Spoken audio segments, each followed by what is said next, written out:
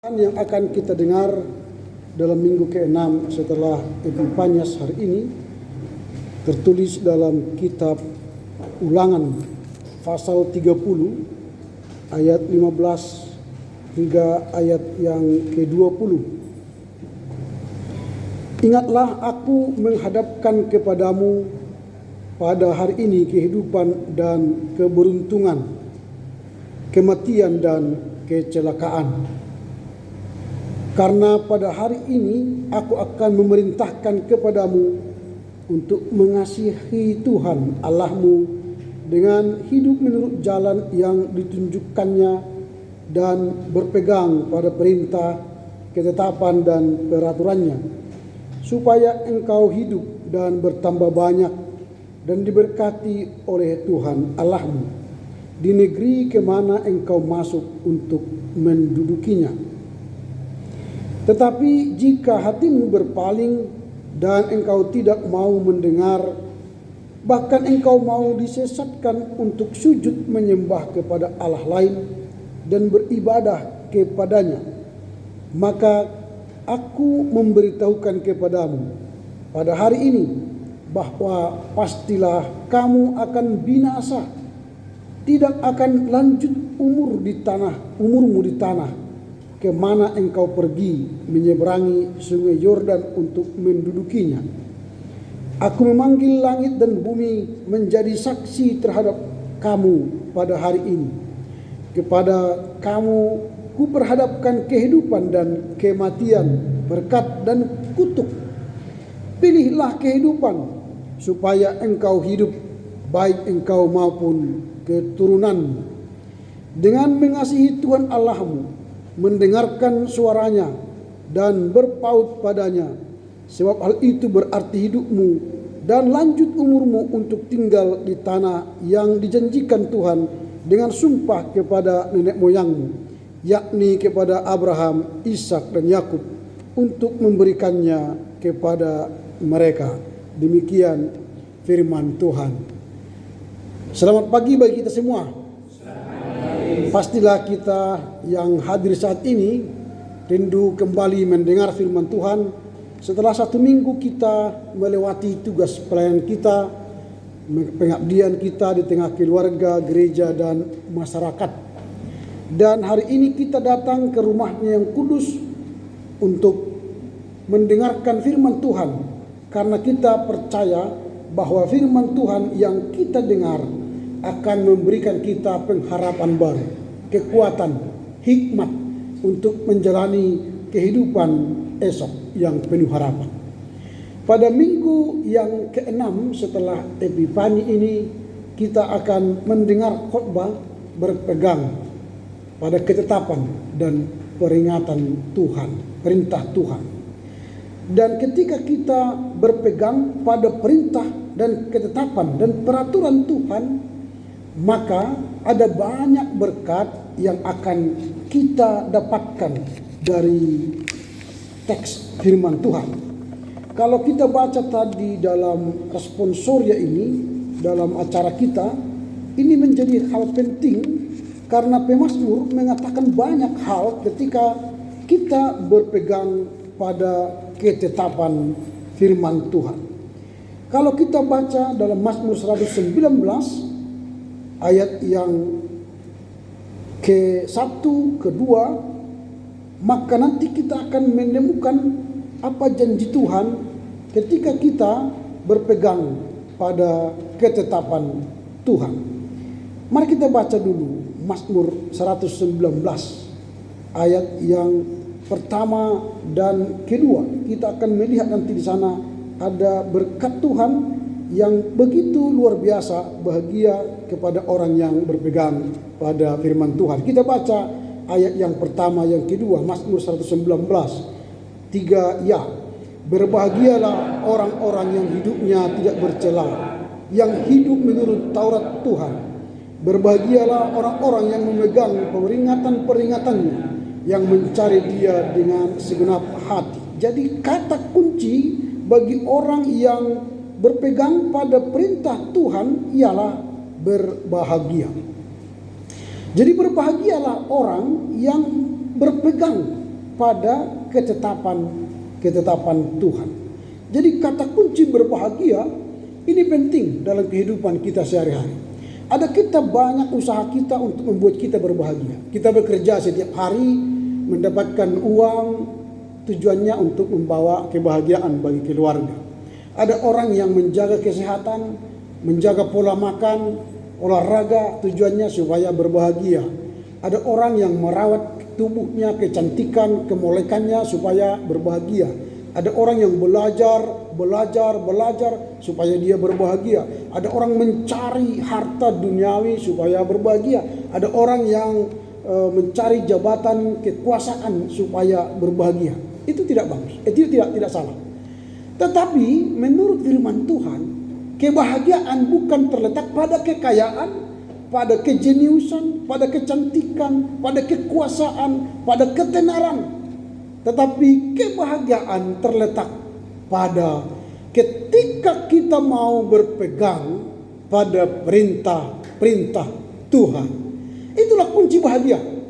Jadi bukan pada ketenaran, kecantikan, kekuasaan dan sebagainya. Kalau kita menggantungkan kebahagiaan pada kekayaan, maka Adolf Merkel, seorang milioner Jerman, tidak akan menabrakkan dirinya kepada kereta pada tahun 2009 yang lalu. Dia ini triliuner, tetapi dia menabrakkan diri kepada kereta. Berarti kekayaan bukanlah kebahagiaan. Ternyata kekayaan membuat dia hancur. Kalau kebahagiaan itu diletakkan pada ketenaran, kita pasti mengenal Michael Jackson, disebut dengan King of Pop. Tetapi dia meninggal karena overdosis di kamarnya dan meninggal pada 25 Juni 2009. Orang tenar. Kalau kita mengatakan kalau saya sudah punya kekuasaan maka saya orang berbahagia.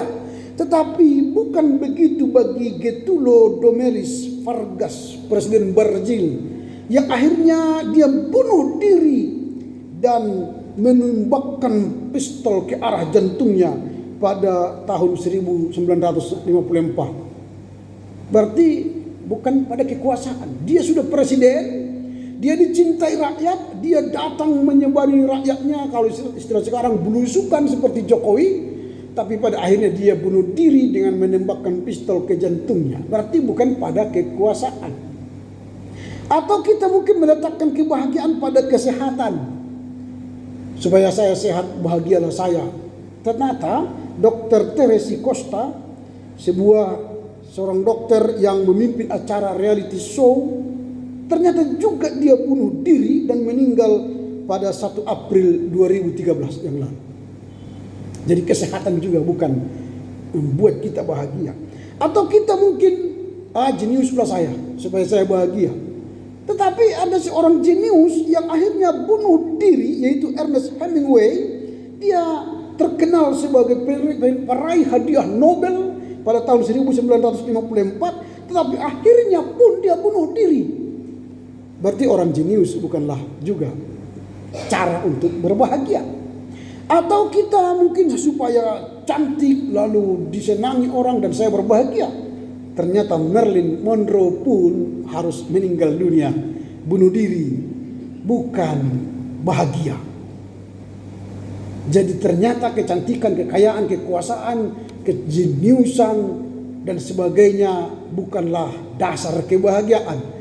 Tetapi orang-orang yang melakukan ketetapan Tuhan, berpegang pada perintah Tuhan dan firman Tuhan, merekalah yang berbahagia.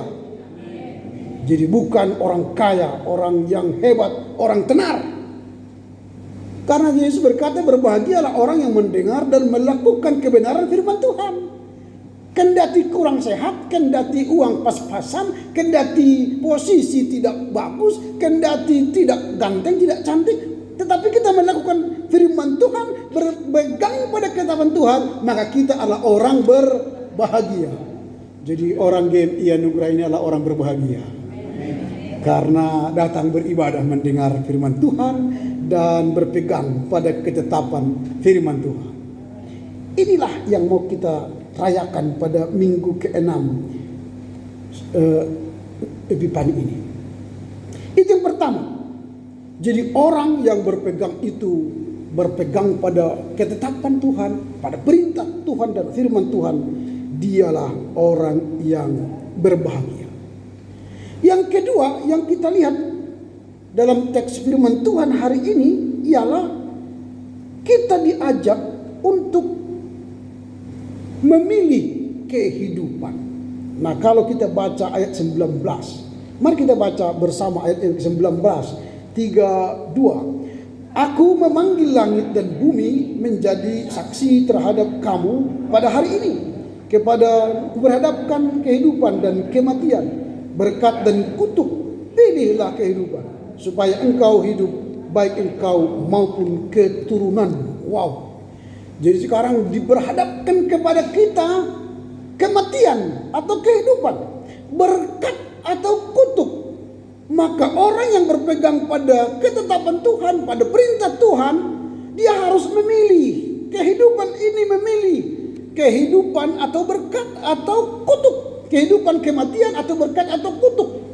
Pastilah kita memilih kehidupan dan berkat, bukan? Tidak mungkin memilih kematian dan kutuk. Tapi bagaimana supaya kita memiliki kehidupan dan berkat? Itu persoalan kita. Apakah ketika kita melakukan segalanya, kehidupan kita berjalan dengan baik, punya berkat, berkelimpahan melalui uang atau jabatan sebagainya, kita sudah puas? Ternyata tidak. Dalam memilih kehidupan ini kita harus penuh perjuangan. Ada pepatah Batak mengatakan begini, emena masak digagat ursa, ahana masa ima niulah. Jadi hati-hati. Ada banyak orang ketika diperhadapkan dengan kehidupan atau pilihan, dia memilih karena orang banyak memilih itu. Jadi dia terikut arus. Emena masa digagat ursa, ina masa diulah. Jadi kalau ada fenomena atau kecenderungan orang memiliki jalan itu, maka dia pun ikut terbawa arus. Katanya nanti kita ditinggal, padahal itu kematian. Hati-hati. Apalagi pemuda, remaja kita sekarang, dengan berkembangnya media sosial digital, mereka terbawa arus. Kalau tidak merokok katanya tidak maco. Daripada tidak maco, akhirnya merokok, kan gitu. Itu namanya mengikut arus. Padahal bukan saya katakan orang yang tidak merokok tidak ganteng dan orang yang merokok ganteng. Tidak ada itu dalam firman, kan. Tetapi kalau dia merokok, apakah setelah dia makin ganteng? Enggak. Banyak kerugian. Dia membakar uang, kemudian dia juga membakar bajunya. Pasti satu ketika terbakar juga bajunya, terbakar juga celananya, bolong-bolong, kan gitu. Melihat orang yang merokok kelihatan itu dari bajunya ada bolong gitu. Celananya ada bolong. Kalau itu masih bolong gak apa-apa, jasnya bolong itu yang paling mahal. Jasnya bolong. Kalau baju ya berapa nih, paling 150.000 kan. Tapi jas 1.500.000 hilang. Jadi setiap dia lihat jas itu, waduh, gara-gara rokok ini. Kalau masih pakaian yang masih bisa diganti ini lumayan. Kalau paru-parunya bolong, ada gantinya, ada ganti paru-paru. Enggak ada ganti paru-paru. Kalau jantung masih bisa, ada bypass. Dikasih Tuhan bonus. Bisa bypass. Paru-paru enggak ada paru-paru cadangan. Enggak ada, kan? Sama dengan otak, enggak ada sel otak cadangan. Maka otak itu setiap hari mati. Kalau tidak digunakan mati. Tapi kalau digunakan bagus. Nah, jadi hati-hati kita. Sel otak kita ini setiap hari minimal 1 juta sel mati. Kalau tidak digunakan. Kalau tidak nyambung sel otak kita, 1 juta sel mati setiap hari. Dan tidak ada teknologi di dunia ini bisa menambah 1 sel otak. Lalu bagaimana caranya supaya jangan mati sel otak itu? Supaya dia nyambung. Caranya ialah membaca. Bacalah kitab suci, maka sel otak kita nyambung. Kalau banyak tersambung otak kita, maka tidak ada orang pikun. Tapi kalau tidak digunakan otaknya, maka banyaklah orang pikun.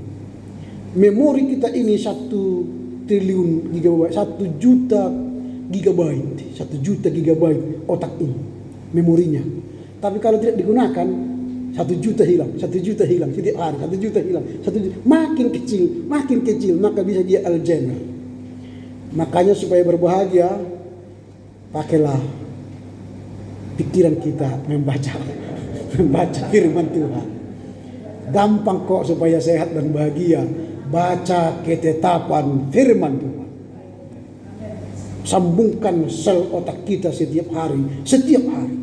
Makanya ketika ada penelitian, kalau kita baca firman setiap hari, jantung tubuh kita, metabolisme tubuh kita sehat setiap hari. Tapi kalau kita baca bukan kitab suci, walau sama-sama membaca, tetap tidak ada yang tersambung. Tubuh kita tetap normal, biasa-biasa saja. Tidak ada yang luar biasa. Tapi kalau baca kitab suci, walau tantangannya berat, pas kita baca 1 ayat masih matanya masih bagus, 2 ayat, 3 ayat gitu. Gak apa-apa, perjuangan itu. Karena ke surga perjuangan. Neraka gak perlu berjuang. Pasti. Pasti. Tapi kalau ke surga perjuangan. Jadi kalau mata kita sudah mulai layu, berdiri aja. Gampang kok kalau baca lagi. Mulai pergi lagi ambil minum. Teruslah berjuang. Gak apa-apa. Ke surga itu perjuangannya. Berjuanglah. Karena orang yang berjuanglah akan meraih kebahagiaan. Kan itu kan. Setialah sampai akhir. Supaya engkau kuberikan mahkota kehidupan. Jadi harus berjuang supaya dapat kebahagiaan. Jadi pilihlah kehidupan. Supaya jangan kematian. Ini kan dia ini untuk keturunanmu. Jadi kalau kita memilih, kita sebagai ayah memilih kehidupan, kita sebagai ibu memilih kehidupan, memilih berkat, maka anak-anak kita pun akan terikut memperoleh kehidupan dan berkat. Tetapi kalau kita pilih kutuk, pilih kematian, anak-anak kita pun akan terkutuk dan mati. Maka sekarang keluarga kita pilih mana? Kalau mau pilih kehidupan, pilih berkat, maka rame-ramelah datang beribadah ke gereja. Rame-ramelah baca ketetapan Tuhan, baca firman Tuhan, supaya engkau beroleh kehidupan dan berkat. Jangan begini, Tuhan aku mau diberkati, tapi gak mau ke gereja, gak mau baca kitab, gak mau berdoa. Apa yang mau Tuhan berkati supaya dia memperoleh kehidupan? Gak ada. Sama seperti anak sekolah. Ketika dia mau ujian, dia berpikir berdoa, Tuhan berikanlah aku nilai 10. Tapi mulai dia sekolah dan kuliah tidak pernah baca buku, tidak pernah mengulang buku, tidak pernah melatih latihan. Pertanyaannya dapat nilai A kan nilai 100? Enggak mungkin dong. Orang yang pernah belajar, enggak pernah mengulang-ulang, tidak pernah membaca buku lain, ilmu lain, tapi bermimpi nilai A. Itu bagaikan pungguk merindukan. Gak mungkin. Kita mau ke surga, tapi tidak mau ke gereja, tidak mau membaca kitab Tuhan, tidak pernah mau berdoa bersama anak-anak di keluarga, tidak punya altar ibadah di rumah, tapi bermimpi ke surga. Memang hanya bermimpi saja, tidak masuk surga. Jadi itu namanya hampir masuk. Iya, hampir, tapi ke neraka kan itu. Kita ini bukan hampir masuk surga, hampir ke neraka. Hampir ke neraka berarti masuk surga. Itu kita ini hampir masuk surga. Ada godaan, ada godaan, ingat ketetapan Tuhan, kan gitu. Sehingga tidak ke neraka. Ada misalnya uang 100.000 tergeletak di situ, wow, nggak ada orang. Gak ada CCTV, gak ada. Kalau ku ambil bisa makan bakso ini berapa galon ini minyak. Kalau ku ambil ini. Nah, tapi ketika ingat ketetapan Tuhan, jangan mencuri. Oh iya, jangan mencuri. Pergi aja. Ingat ketetapan Tuhan, berbahagia. Tapi kalau gak ada orang, ambillah sahab ke neraka. Maka kita sering hampir ke neraka. Ujiannya besar, banyak. Kecil, sedang, besar, banyak ujiannya. Hati-hati. Jadi selalu ingat ketetapan Tuhan. Jadi hidup ini pilihan. Jadi kalaupun kesempatan ada, ingat hidup ini pilihan. Neraka, surga. Neraka, surga. Wah, saya pilih kehidupan. Udah tinggalkan. Jangan pilih kematian. Jadi kita yang menetapkan. Tuhan berikan ketetapannya. Tuhan berikan firman-Nya. Tuhan berikan perintahnya. Yang menetapkan, memilih pilihan itu kita. Tuhan beri free will, kebebasan kepada kita untuk memilih. Pilih mana. Sama itu kalau kita makan, diundang ke hotel resepsi. Semua ada 30 jenis makanan. Bebas. Silakan makan, setelah amin silakan makan. Bebas. Kalau kita mau makan 10 jenis, 30 jenis makanan itu boleh. Tapi penyakitan akhirnya kan. Karena dia makan kolesterol. Wah, pulang ke rumah makan obat kolesterol. Nah itu. Karena kita ingin nikmati semua. Padahal kalau kita sudah tahu diri kita punya simpanan, oh ini berbahaya. Ini apalagi? Ini yang cocok inilah. Itu. Pilih. Jangan semua kita embat. Yang cocok untuk kita. Itulah kita makan. Supaya berbahagia. Tapi kalau semua kita embat, pulang nanti. Wah, pusing aku. Aduh, gimana nih? Masuk rumah sakit pula. Itu. Kalau masih rumah sakit masih lumayan. Kalau masuk di San Maradian. Ini dia tuh hatta. Berbahaya kan. Selesai semua kan. Gak bisa lagi kita menikmati kehidupan yang akan datang. Maka pilihlah. Jangan semua kita makan. Tapi kita orang Batak ini kan. Kayak apa? Kayak tidak pernah makan kan. Antrinya bukan main. Langsung kejar. Aduh, kalau saya enggak. Kalau seperti itu, makanlah buah. Makan buah dulu supaya diisi perut yang kosong itu. Daripada antri kan. Makan buah. Setelah makan, nasi ada di rumah. Saksang sudah pernah. BPK apalagi sudah pernah. Hotdog, wah ini enggak pernah ini. Burger, wah enggak pernah ini. Itu aja nih kita makan. Kita makanlah yang tidak pernah dimasak di rumah kan. Supaya pernah. Gitu. Kalau yang ini kan ngejar saksang semua ini. Karena padahal sudah berkali-kali sering pun. Kemarinnya pun sudah pernah. Masa kejar itu kan. Jadi kejarlah yang cocok bagi kita, menambah pengetahuan, menambah energi. Itu. Karena itu kita memilih. Orang yang pandai-pandai memilih, maka dia akan berbahagia. Maka pilihlah kehidupan dan berkat. Maka keturunan kita akan berbahagia. Itu yang kedua.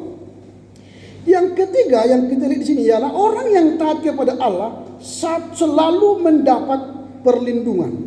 Kalau kita baca ayat yang ke-19 tadi, aku memanggil langit dan bumi menjadi saksiku terhadap kamu pada hari ini, kepada kamu kuperhadapkan kehidupan dan berkat dan kutuk bila kehidupan engkau akan hidup baik engkau dan keturunanmu dengan mengasihi Tuhan Allahmu, mendengarkan suaranya dan berpaut kepadanya. Sebab hal itu berarti hidupmu dan lanjut umurmu untuk tinggal di tanah yang dijanjikan Tuhan dengan sumpah kepada nenek moyangmu, yakni kepada Abraham, Ishak, Yakub, dan memberikannya kepadamu. Artinya, setiap kita melakukan ketaatan, berpegang pada perintah dan ketetapan Tuhan, maka Tuhan selalu melindungi kita. Akan diberikan berkat, kehidupan dan lanjut umurmu. Jadi lanjut umur ini begini. Ada orang menganggap lanjut umur ini panjang umurnya. Bukan. Umur kita kan menurut Kejadian 6 ayat 3, berapa umur yang diberikan Tuhan kepada kita? Bukan, itu Pemazmur. Kalau Kejadian 6 ayat 3, Tuhan berjanji kepada kita, umurmu 120 tahun saja. Itu dibuat di sini. Nanti dibaca di Kejadian 6 ayat 3. Umurmu 120 tahun saja. Sampai enggak kita sampai 120 tahun? Karena pola makan kita, pola gerak kita, pola pikir kita, pola istirahat kita yang tidak teratur, maka Pemazmur berkata, hidup kami 70 sampai 80 tahun. Itu pun kalau kuat. Karena kita tidak mampu menjaga tadi. Kalau ada makanan embat semua kan. Kalau orang Batak mengatakan kesagak merlopan bosur mersipangan sampai gerekan. Iya. Padahal orang Chinese Tionghoa pentasabaknya banyak makan, pendek makan, sikit makan, panjang makan. Apa artinya itu? Banyak makan, pendek makan, sikit makan, panjang makan. Orang yang banyak makan, waktunya makan pendek, 45-50 tahun gitu. Tapi orang yang sedikit makan, waktu dia makan 78 tahun, 80 sampai 120 tahun. Maka Tuhan sudah berkata, makanlah, berilah makanan kami yang, nah itu jangan makan banyak-banyak gitu. Supaya panjang umur secukupnya.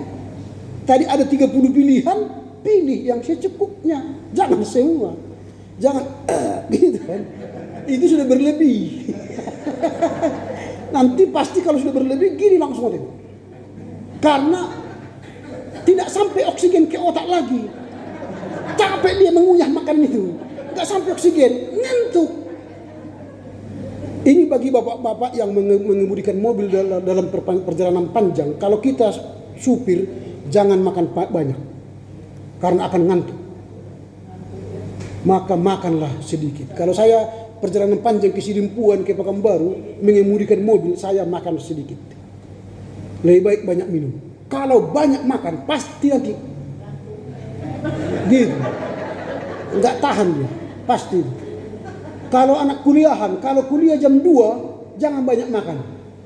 Sedikit makan. Tapi kalau makan kuliah jam 8, jam 10, makan aja.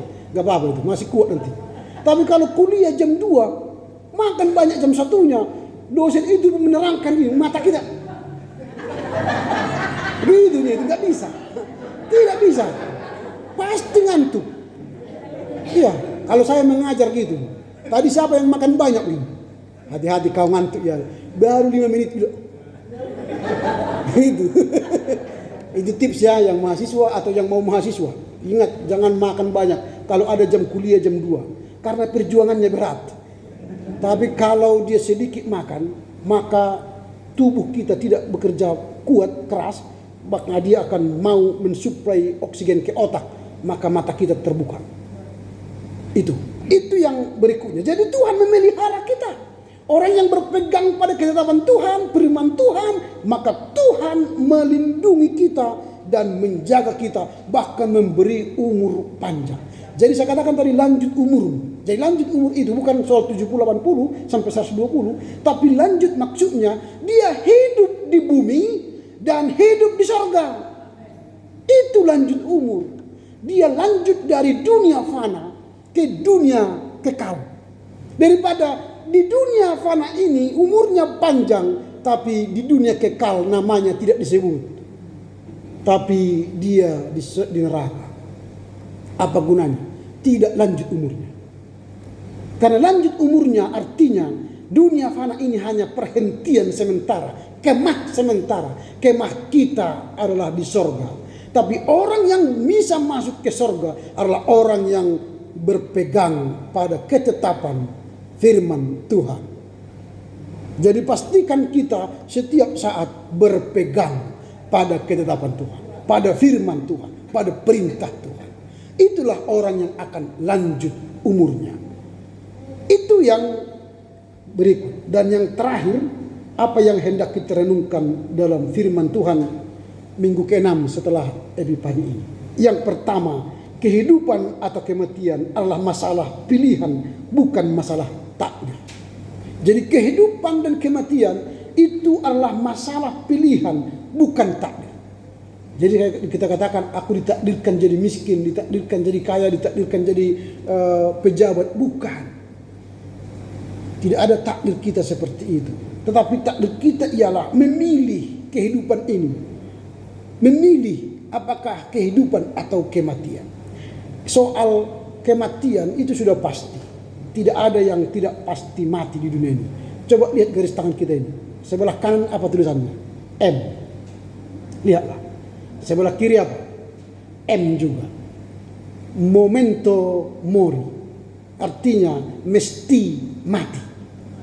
Gak ada yang tidak mati di sini. Sudah di sini semua. mesti mati. Memento mori, ingatlah bahwa engkau pasti mati. Jadi persiapan kita untuk mati apa? Ya itu tadi, berpeganglah pada perintah Tuhan, supaya ketika kita mati di dalam Tuhan. Orang yang mati dalam Tuhan masuk paradis, orang yang mati tidak di dalam Tuhan masuk ke Gehenna. Gehenna dan paradis sama-sama di Seol, tapi tempatnya berbeda. Di Seol itu penantian, kematian, penghakiman. Orang yang di paradis itu menanti Tuhan menghakimi dia, tapi sudah hampir masuk surga. Dan dia akan masuk surga nanti, masih menunggu. Tapi orang yang di Gehenna itu adalah penyiksaan, pasti masuk neraka. Nah ini. Baru yang kedua, apa yang hendak kita lakukan dalam minggu ke-6 setelah Epifani ini, melakukan perintah Tuhan adalah masalah mau atau tidak mau, bukan masalah bisa atau tidak bisa. Mau atau tidak mau, bukan masalah tidak bisa atau bisa. Karena sering kita bersoal, saya tidak bisa melakukan firman Tuhan. Ampunilah orang tuamu yang menyakiti. Aku nggak bisa, Mang. Nggak bisa, sakit kali. Iya, memang sakit kalau tidak mau. Tapi kalau mau, itu tidak sakit. Persoalannya dia tidak bisa.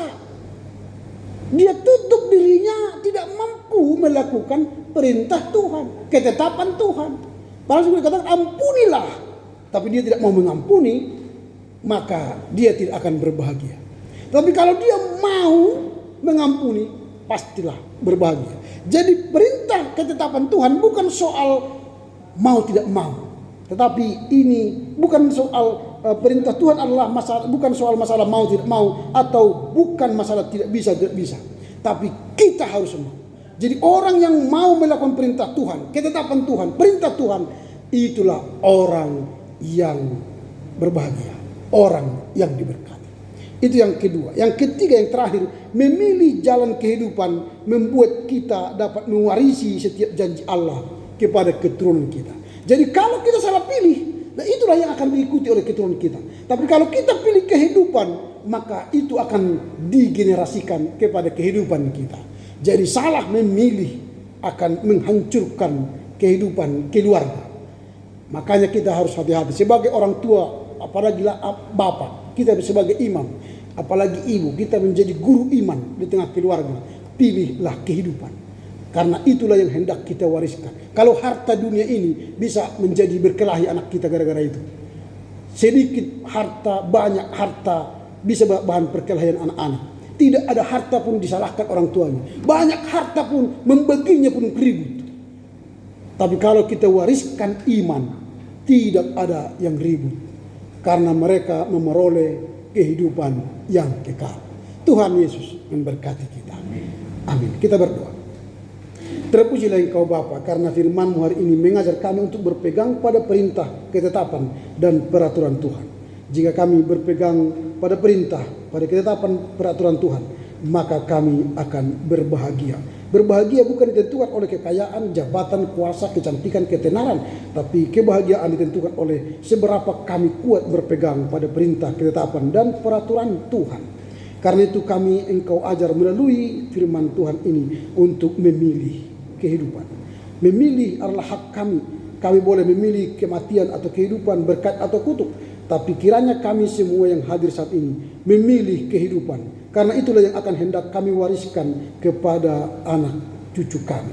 Kami boleh Engkau lindungi karena kami berada pada perintah Tuhan, berpegang pada perintah Tuhan. Karenanya Engkau memberikan kami perlindungan sehingga kami boleh lanjut usia kami memasuki surga kekekalan. Terima kasih Bapa, berilah kami pilihan yang terbaik dan kemauan untuk selalu berpegang pada perintah, ketetapan, dan firman Tuhan. Terpujilah Engkau Bapa, demi Kristus Yesus. Amin.